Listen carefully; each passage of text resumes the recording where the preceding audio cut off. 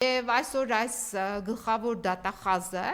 երբ հանդես էր գալի ազգային ժողովում, ինչ որ վճռականությամբ էր հանդես գալիս, ասում էր ես գործեր պետք է ուղարկեմ դատարան եւ այլն եւ այլն։ Այս տիկինը փոխարենը վճռականությամբ զբաղվի Երևան քաղաքում տեղի ունեցող կոռուպցիայով,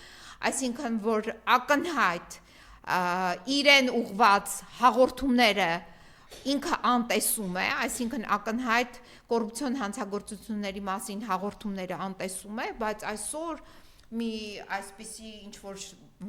վճռական կեցվածքով գնացել էր ազգային ժողով եւ ինչ որ ելույթներ էր ունենում եւ այլն, բայց ակնհայտ է որ այդ ելույթները ուղղակի թիրախավորված ինչ որ կեղծ գործընթացների ներքո ելույթներ են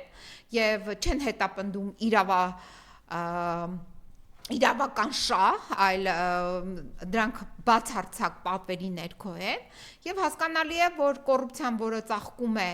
Երևանում, Շիրակի մարզում, այլ շրջաններում, այսինքն այդ կոռուպցիոն գործընթացների հետևից նա չի գնում, այդ կոռուպցիոն գործընթացների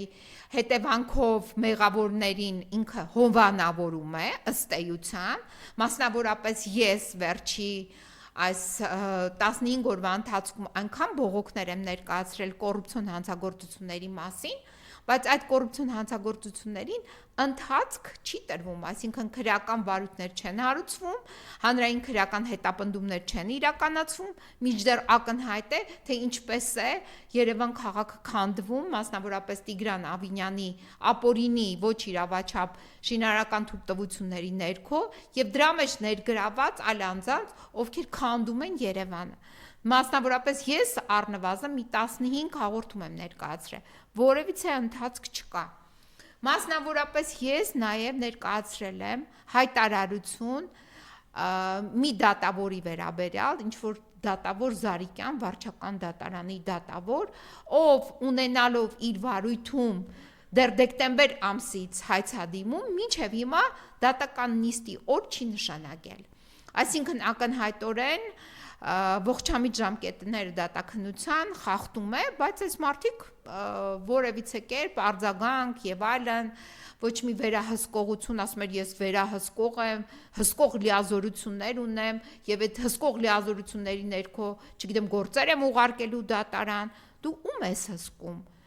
Դու ոչ մեկին չես կարող հսկել, դու կարող ես միայն անել այն, ինչ որ քեզ պատվիրեն։ Տիկին Աննա Վարդապետյան, դու կատարում ես պատվեր, ուրիշ ոչ մի բան,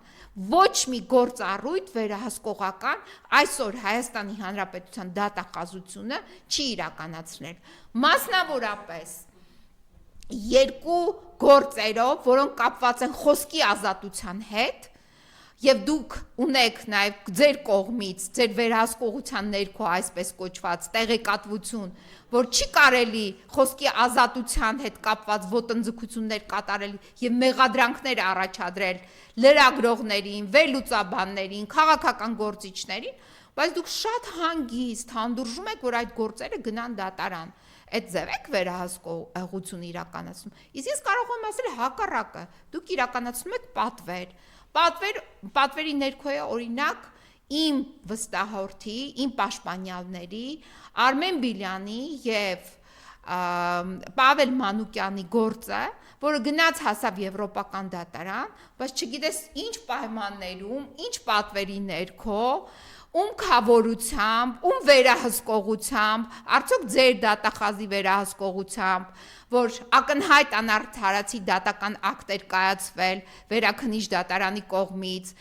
այսինքն փոխվել էր արդարացման դատական ակտը, դարձել էր մեղադրական դատական ակտ 25 տարվա ազատազրկման Արմեն Բիլյանի նկատմամբ, այդ ձեր վերահսկողության ներքո է դա դարձել։ Մեկ նայեք ուսումնասիրեք